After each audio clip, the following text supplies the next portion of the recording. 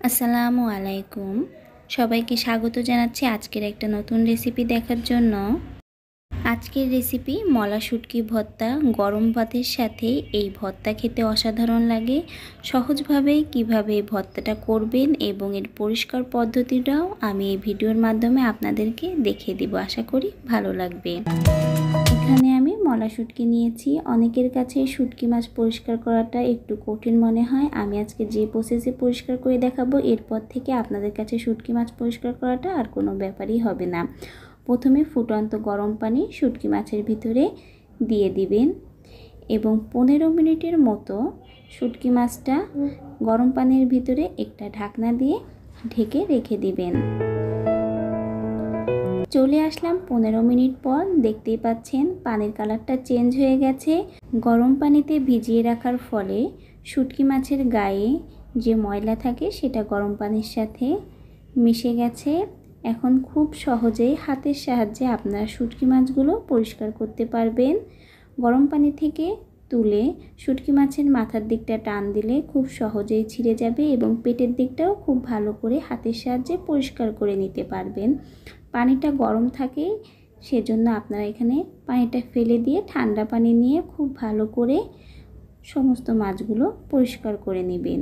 মাছগুলো যখন ভালো করে সব পরিষ্কার করা হয়ে যাবে, হাতের সাহায্যে ভালো করে পানিতে কয়েকবার মাছগুলো ধুয়ে নেবেন। এতে করে সকল ময়লাই মাছ থেকে বের হয়ে যাবে এবং মাছগুলো খুব ভালো করে পরিষ্কার হয়ে যাবে।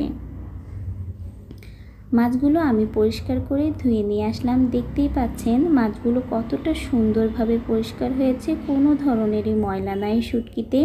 খুব সহজে অল্প সময়ের মধ্যে এভাবে পরিষ্কার করে আপনারা শুটকি মাছটা রান্না করতে পারেন ঝামেলা ছাড়াই। এখন আমি শুটকি মাছে কিছুটা মশলা মেখে নেব।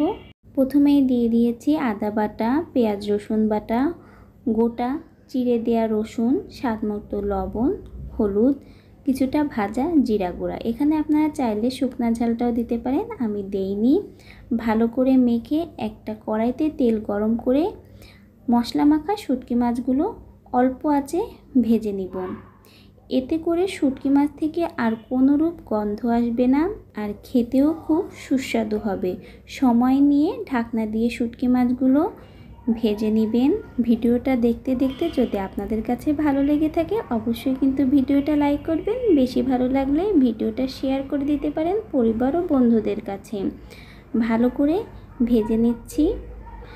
যখন দেখবেন মাছগুলো ভালো করে ভাজা হয়ে গেছে এবং রসুনটাও সেদ্ধ হয়ে গেছে, তখন আপনারা ভাজা শুটকি মাছগুলো নামিয়ে নেবেন এবং ব্লেন্ডারের সাহায্যে বা শিলবাটার সাহায্যে আপনারা ভালো করে বেটে নেবেন। আমি এখানে ব্লেন্ডারের সাহায্যেই বেটে নিয়েছি।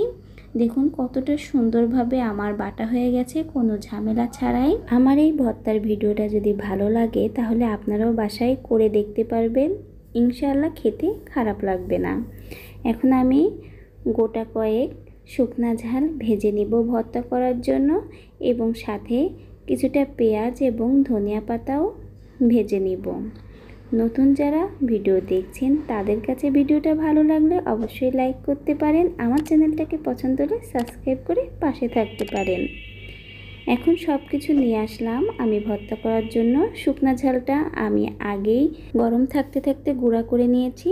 এখন আমি পেঁয়াজ, ধনিয়া পাতা এবং শুকনা ঝাল একসাথে হাতের সাহায্যে মেখে নিব এবং দিয়ে দিব পরিমাণ মতো সরিষার তেল। সব কিছু এখন আমি খুব ভালো করে শুটকি মাছের সাথে মেখে নিব। এখানে আমি শুটকি মাছ ভাজার সময় লবণ দিয়েছিলাম, তো লবণ আর দেয়নি। আপনারা চাইলে স্বাদ অনুযায়ী লবণটা ঝালটা দিবেন। তৈরি হয়ে গেল আমার সুস্বাদু মলা শুটকির ভর্তা। আর ভর্তাটা খুব সহজভাবে ঝামেলা ছাড়াই আপনারা সহজেই করতে পারেন। কেমন লাগলো আপনাদের কাছে আমার এই মলা শুটকি ভর্তা সেটা কিন্তু কমেন্টে জানাতে পারেন। সময় নিয়ে আমার সঙ্গে থাকার জন্য সবাইকে অসংখ্য অসংখ্য ধন্যবাদ। আজকের ভিডিওটা এখানেই শেষ করব। সুস্থ থাকবেন, ভালো থাকবেন। আল্লাহ হাফিজ। আসসালামু আলাইকুম।